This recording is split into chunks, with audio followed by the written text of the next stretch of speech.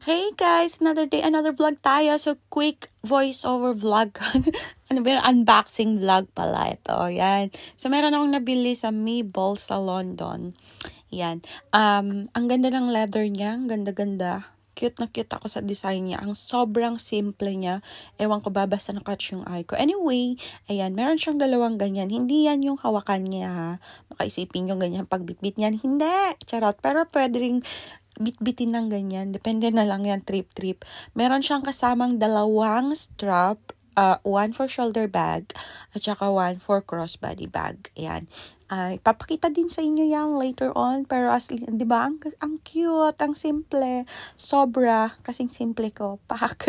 Nahihilig ako ngayon sa maliliit na bag pang trabaho. So, ang ginagamit ko yan, dyan yung crossbody bag. Siguro kung lalabas ako para mag-coffee lang sa labas, mga Saturday, Sunday, ganyan, gagamitin ko yung shoulder bag strap niya. Yan. Thank you. Bye!